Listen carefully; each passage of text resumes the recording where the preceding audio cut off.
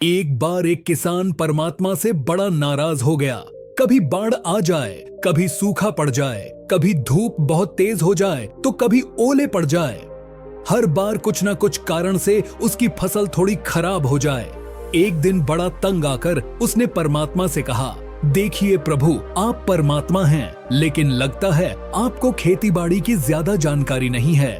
एक प्रार्थना है कि एक साल मुझे मौका दीजिए, जैसा मैं चाहूँ वैसा मौसम हो, फिर आप देखना मैं कैसे अन्न के भंडार भर दूंगा।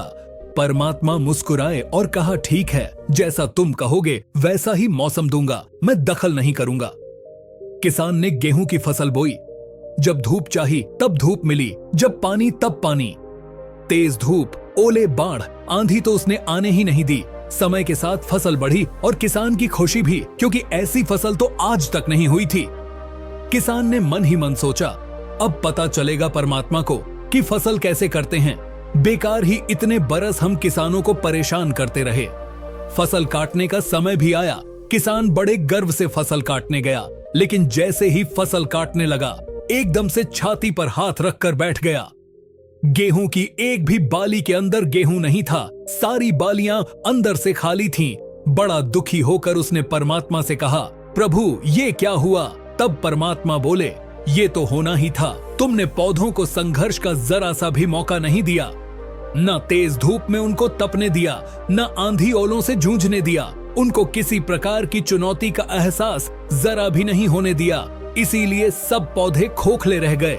जब आंधी आती है, तेज बारिश होती है, ओले गिरते हैं, तब पौधा अपने बल से ही खड़ा रहता है। वो अपना अस्तित्व बचाने का संघर्ष करता है और इस संघर्ष से जो बल पैदा होता है वही उसे शक्ति देता है, ऊर्जा देता है, उसकी संघर्षशीलता को उभारता है। सोने को भी कुंदन बनने के लिए आग में तपने, हथौड़ी से पिटने, गलने जैसी चुनौतियों से गुजरना पड़ता है, तभी उसकी सुनहरी चमक प्रकट होती है, उसे अनमोल बनाती है।